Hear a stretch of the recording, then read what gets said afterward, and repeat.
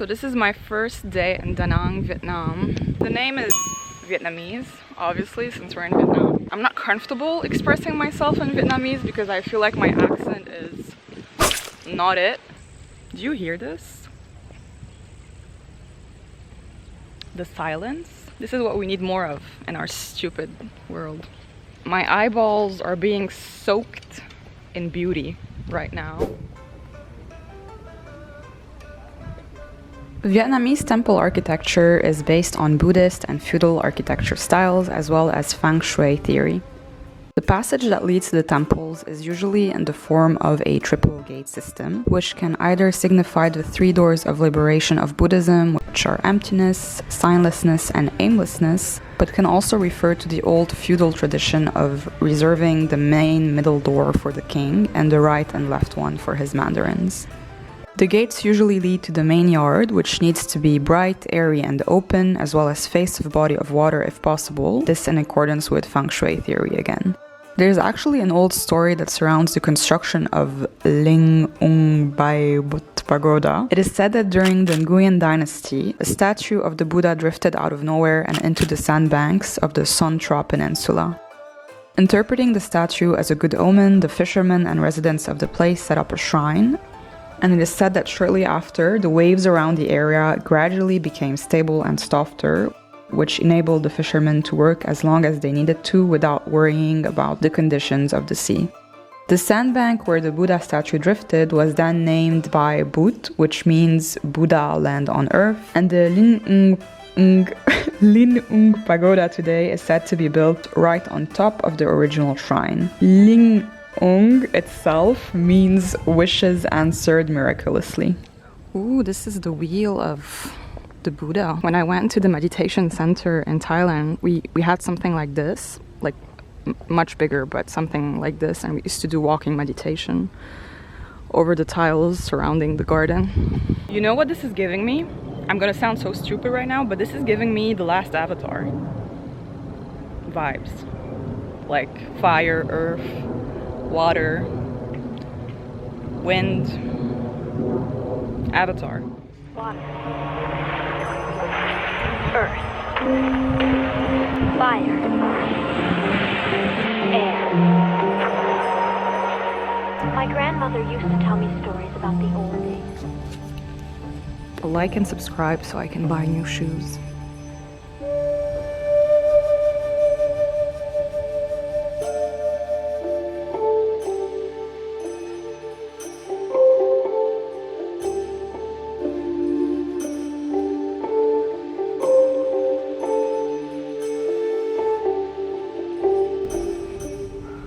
Now, if you're wondering why the statue represents a woman, here's a bit of a background. Basically, there are different Buddha representations because there have been different Buddhas or enlightened ones throughout the years of our beautiful human history. And different cultures adopted a preference for specific representations. Hence, the Buddha typically represented in China is different from that of Thailand and so on. Lady Buddha in particular is considered as a descendant of the original Buddha of compassion, a male or sometimes androgynous icon that originated in India. In China, the icon was portrayed as a female goddess and took on the name of Kuan Yin, which became Quan Am in Vietnam and gained immense popularity because Vietnamese Buddhists pray to Quan Am at all points of life, as she embodies fertility, generous givings, and guidance. As for this specific statue, she is represented standing on a large lotus bloom, which is a common Buddhist symbol of purity, and her hands adopt two different mudra poses,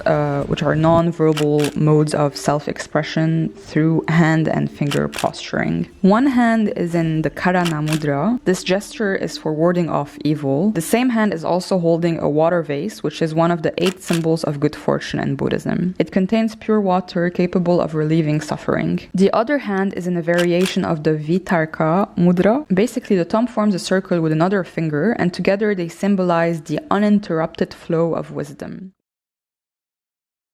You can go and climb Lady Buddha. Am I gonna climb Lady Buddha? No. No. I mean, I'm all about the sports life, big muscle squad, but I don't want to. I'm sorry.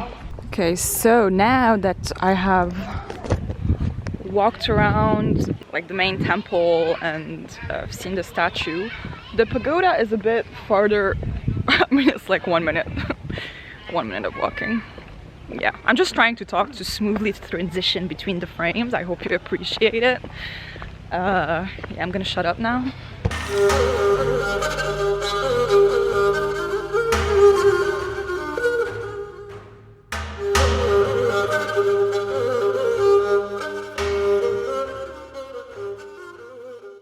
It's the beauty for me. So I didn't go up Lady Buddha, so I'm thinking that I should go up the pagoda. You know, challenge myself. It's not a challenge. Is it? 1, 2, 3, 4, 5, 6, 7, 8. I mean, when I lived in Lebanon and we didn't have electricity, I used to go up to my floor, which is on the 8th floor, every day. So I feel like this is pretty okay.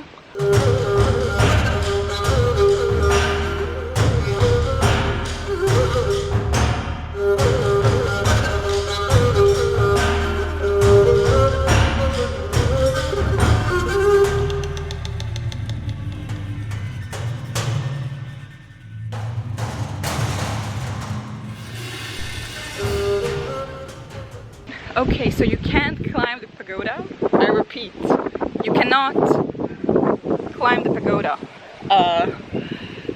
Did I climb the pagoda though?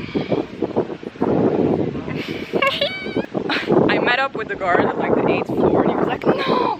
And I'm like, oh! You know, I played my dumb tourist card. And I'm still alive. Cool. Is this the wrath of God? So that was incredibly satisfying for my eyes to witness. What is this? What is this? What is this? Anyway, now I'm gonna walk to a bamboo, I mean, it's called a bamboo museum, but it's more like a bamboo forest. I don't know how far it is from here because I don't have 4G.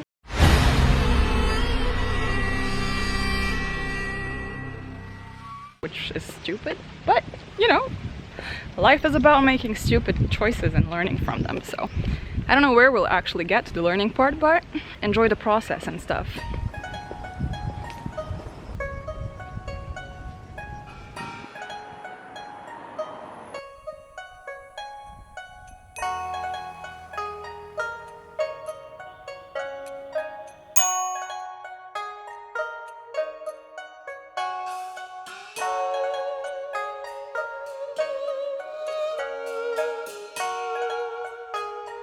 So I was walking and I came across this place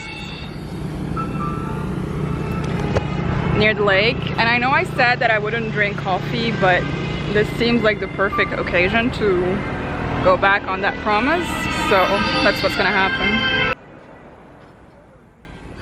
Yeah, and guys, if this isn't the life, I don't know what the life is. Bruh, is this like spicy yam? Damn.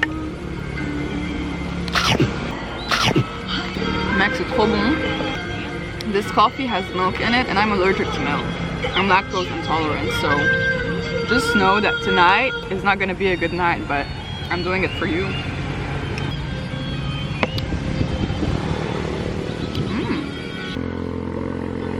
See you. I'm going to sound incredibly preachy and like travel, discover yourself. What is the difference between being alive and living? Type of way, but really, if you're able to walk instead of taking like an Uber or a Grab or whatever, always try to do that because you discover things. Not even discover, it's not like they're hidden from anyone, but like you get to forge new experiences that you wouldn't have if you were just taking a taxi. So yeah, that's my 2 cents. Oh, what's happening here? Oh là là. Vous êtes pas un peu trop jeune pour faire ça, vous?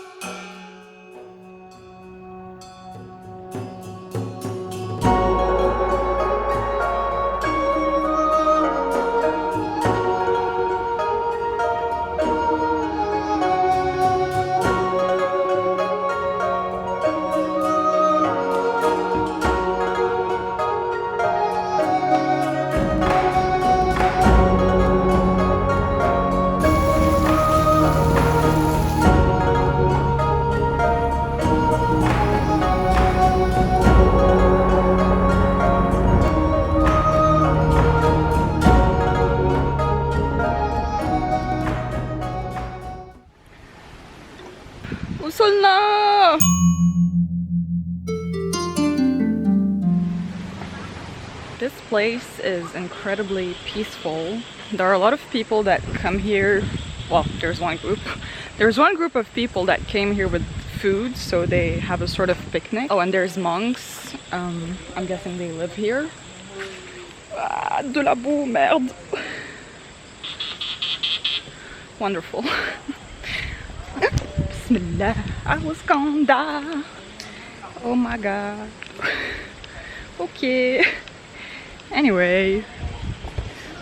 So, you know, picnic. You can wander all over. There's no one trail. And there's bamboo all over the property.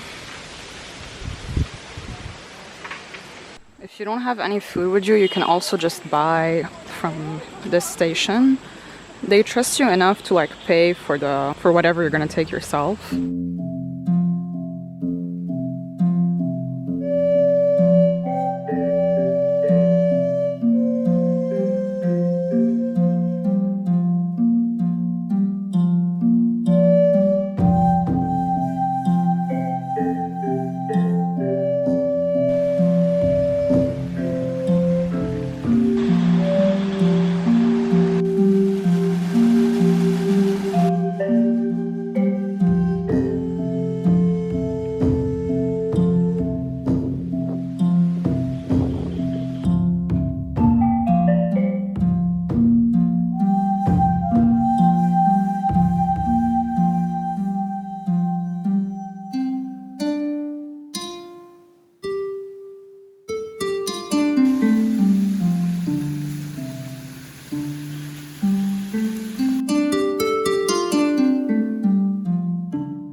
So this is my first day in Da Nang, Vietnam, and I had forgotten how breathtaking Vietnam is.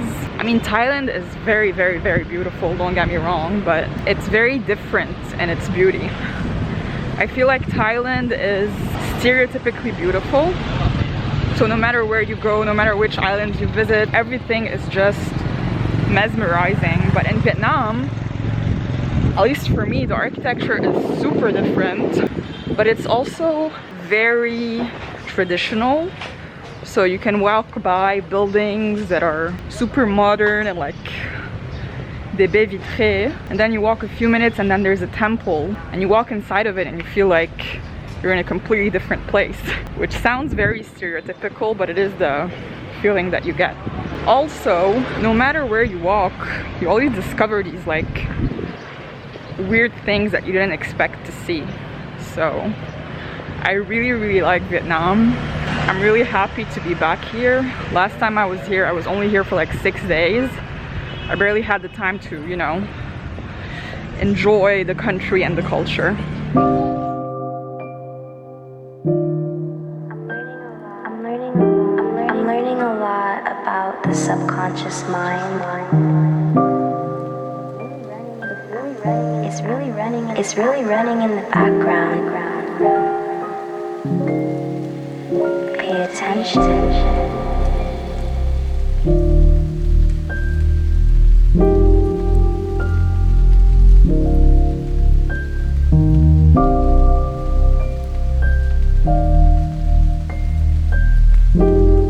What's really going on below the surface?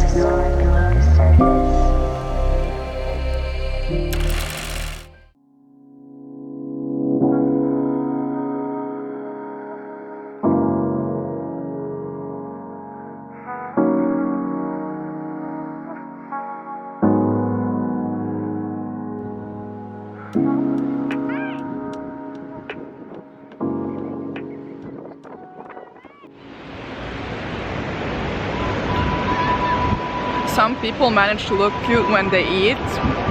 I am not some people. When I was walking around, I think I saw like a street place that was selling topokki, which is my favorite Korean dish. So I want to see if I can get some. Apparently, I was talking to my taxi driver and he told me that Da Nang is a very, very popular place for Korean tourists. So apparently there's like this whole Korean diaspora that lives here and restaurants that cater for them. So if you're a fan of Korean food, I mean, just come here, even if you're not a fan. This place is great, but yeah. Yes, baby. Yum yum. I'm trying to